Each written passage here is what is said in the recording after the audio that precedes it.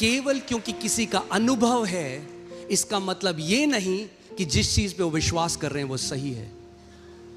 क्योंकि गलत बात पर विश्वास करके अनुभव सही हो सकता है, सच्चा हो सकता है, मगर इसका मतलब ये नहीं जिस बात पे उन्होंने विश्वास किया वो सही है। सो अचानक जब हमने देखा कि इसकी तबीयत बहुत खराब होने लगी तो हमें उसे बताना पड़ा, अरे भाई हम मजाक कर रहे हैं। वो माना ही नहीं पहले बहुत समय तक, तो हमें उसको बताना पड़ा कोई थापा नहीं है, हम मजाक करें, ये गढ़ी हुई कहानी है, ये कहानी थी। तब जाके वो नॉर्मल हुआ। आपको क्या लगता है कि क्या होता अगर हम और बढ़ाते तो? I don't know what would have happened. आज लोग कहते हैं अच्छा अगर ऐसे नहीं है तो मेरे साथ ऐसा क्यों होता है। कई लोग ऐसे हैं, आप आराधना में जाएंगे, मैं बाहर के लोगों की बात नहीं कर रहा, यस दे आर डिमोनाइज्ड। एंड मेरी सेवकाई स्टार्टिंग में अगर आप पूछे मेरे लीडर से, my ministry was to cast out demons. I have casted thousands of demons in the first 10 years of my ministry. So I'm not denying that.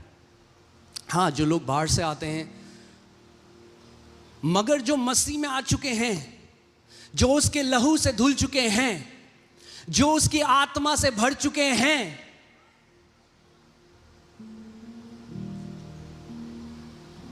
क्या पवित्र आत्मा का मंदिर इतना छोटा है कि कोई टुच्ची सी दुष्ट आत्मा उसका ड्रामा बनाएगी?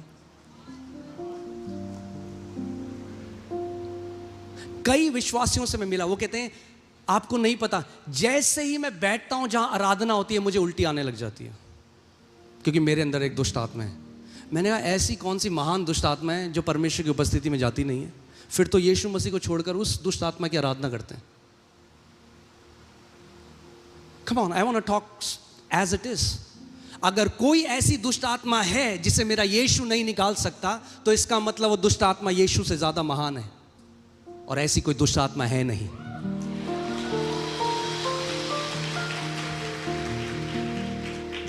It's the wrong believing that is bringing an experience, and they are trying to validate their wrong believing by their experience, and it does not happen like that.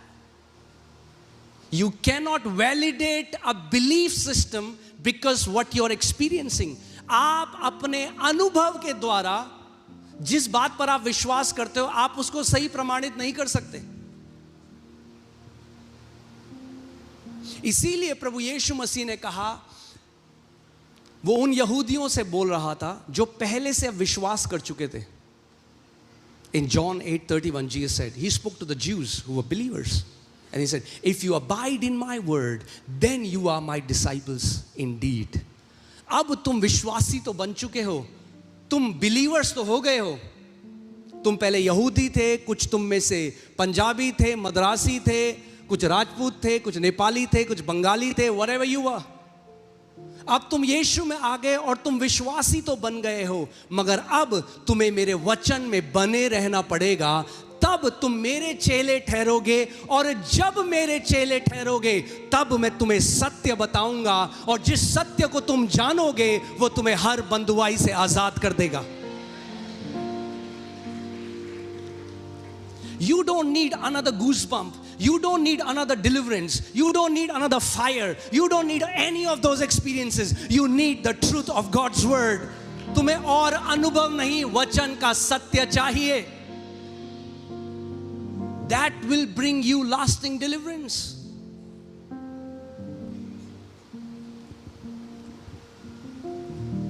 Amen.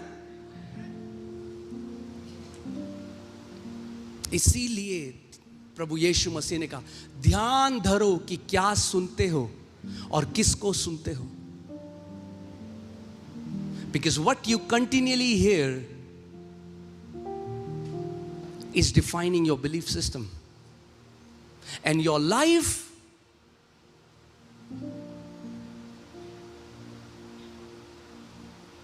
मैं अगर एसी ऑन कर दूं अपने कमरे में 18 degree कर दूं और मैं बोलूं दिल्ली में तो टेम्परेचर 18 डिग्री है, को बोले नहीं वो सत्य, अरे मेरे घर आके देखो 18 डिग्री है दिल्ली का temperature. What I am experiencing personally does not mean it might be the truth. जरूरी नहीं है वो सत्य हो। So I don't judge the truth according to what I am going through. I judge what I am going through the truth. मैं जो अनुभव कर रहा हूं उससे मैं सत्य को नहीं परखता, मैं सत्य से अपने अनुभव को परखता हूं। आमीन। जब मैं सेवकाई में आया तो मुझे एक परमेश्वर के दास ने बोला कि भाई अब तुम सेवकाई में आए, अब परमेश्वर तुम्हें बड़ी गरीबी से लेकर जाएगा। What was he preaching from? His experience. That was his reality.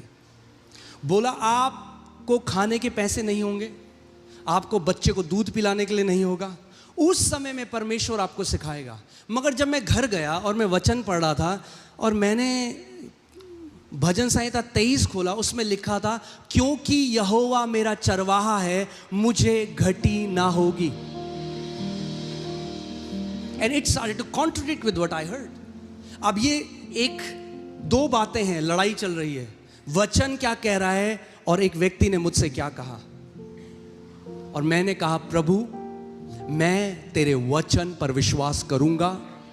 I rather than tradition, I will trust your written word. Amen. और इस सेवकाई में ना तो आज तक कमी घटी हुई है ना कभी होगी। And I'm just telling you, आज just to give glory to God without any support, हमारे पास FCRA नहीं है, इसीलिए आज हमें डर नहीं है। हम गवर्नमेंट को कहते हैं आओ ऑडिट करो, आज पुलपिट से कह रहा हूँ, करो ऑडिट हमारी books. We don't have FCRA। और आज इस सेवकाई में केवल खाना महीने का हम 30 से 40 लाख रुपए का खिलाते हैं, जस्ट द फूड। यहोवा मेरा चरवाहा है, मुझे कुछ घटी ना होगी। Who is forming your belief system? Which voices are you allowing? कौन सी आवाजें सुन रहे हो? क्योंकि वो जो आवाजें सुन रहे हो, वो जो शिक्षाएं सुन रहे हो, वो आपके अंदर आपकी विश्वास करने की क्षमता को बना रहे हैं।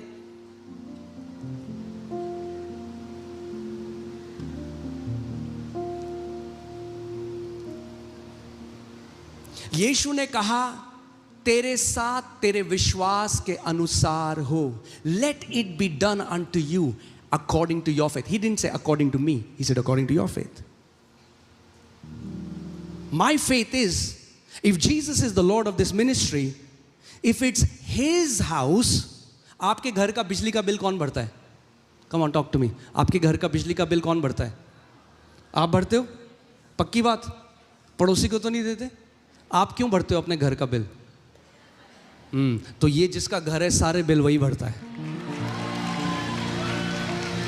And my God is not a defaulter in payments. आज तक कोविड आया, कुछ भी आया, हमने अपने स्टाफ की आज तक ना एक सैलरी काटी, ना आज तक इस मिनिस्ट्री में एक भी पेमेंट लेट हुई है आज तक। क्योंकि जिसका घर है बिल भी वही देगा। If He is the Lord of this ministry, that is my belief. So I am reaping the fruit according to my belief.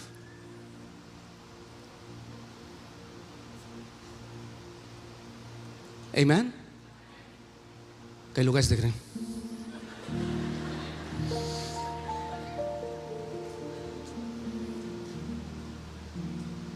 If you say ऐसा तो नहीं होता, I agree with you. आपके साथ तो बिल्कुल नहीं होगा। मगर जो विश्वास करेगा और कर रहा है, और जो हजारों और लाखों गवाहियां हमें इंडिया से और इंडिया के बाहर मिल रही हैं, आप गवाहियां देखते हो। मैं जो दिखा रहे हैं हम लोग वो तो 2% 3% हैं, क्योंकि अगर गवाहियां दिखाने आएंगे तो संडे सर्विस नहीं कर सकते हम, फिर गवाहियां ही चलेंगी यहाँ पे। प्रभु इतने काम कर रहा है, मगर आपको बताना चाहते हैं, if you trust in the word of the living God, it will not fail. परमेश्वर का वचन फेल नहीं हो सकता। परमेश्वर का वचन फेल नहीं हो सकता। Hallelujah. That's why it's very important. इफिसियों 3:20 में लिखा है, oh okay, I have to go to Galatians but quickly यहां से मैं जगह 3:20 में लिखा है। एक मैं आपसे एक सवाल पूछता हूं, क्या आप जिस परमेश्वर की सेवा करते हो, क्या वो सब कुछ कर सकता है? कर सकता है? तो मेरा सवाल है, करता है क्यों नहीं आपके लिए? अगर सब कुछ कर सकता है तो करता क्यों नहीं? क्या करना नहीं चाहता? हाँ, चाहता है तो करता क्यों नहीं है? फिर अगर करना कर भी सकता है और करना भी चाहता है तो करता क्यों नहीं है?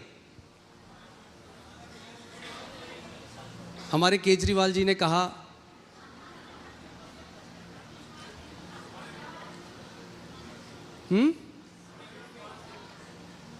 look at this verse, it will tell you why.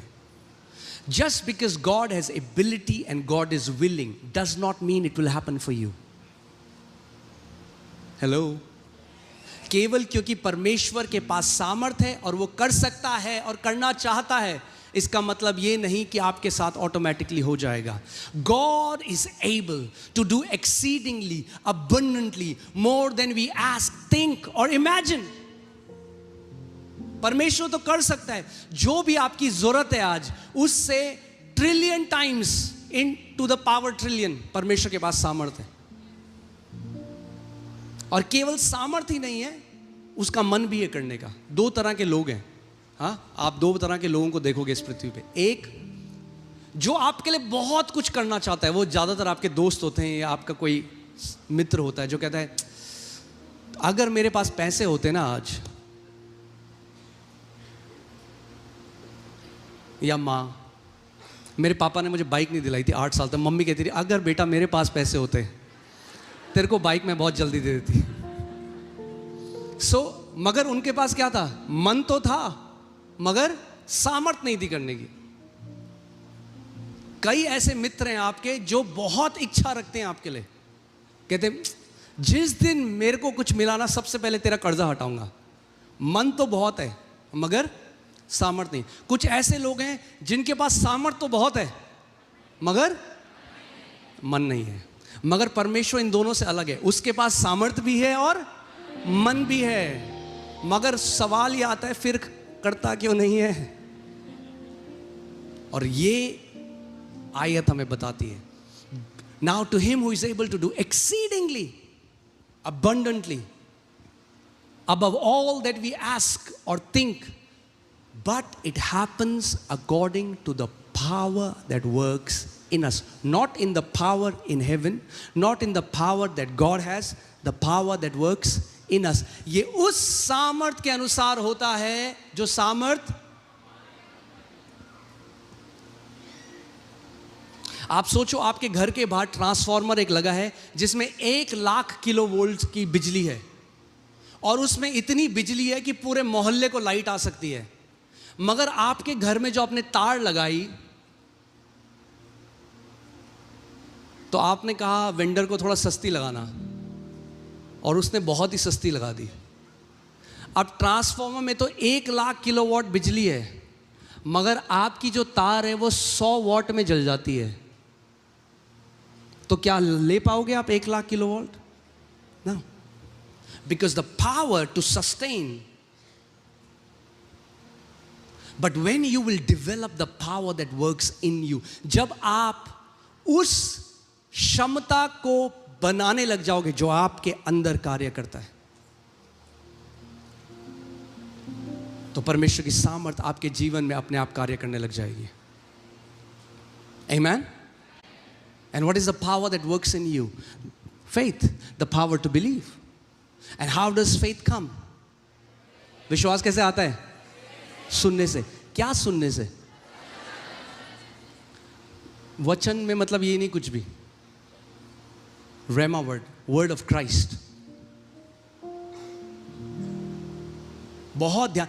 मेरे एक दोस्त हैं जो प्रभु के दास हैं, उनकी माँ को कैंसर हुआ, तो उन्होंने कहा मैं वचन, उनकी माँ ने कहा मैं ना वचन पढ़ना शुरू करूंगी. तो उन्होंने पुराने नियम में गई और उसमें लिखा था, जितनी बीमारियां मैंने मिस्रियों पे डाली तुझ पे नहीं डालूंगा जब तू इन आज्ञाओं को मानेगा. What happened? She got so convinced कि परमेश्वर ने बीमारी मेरे ऊपर डाली, and she died in her sickness.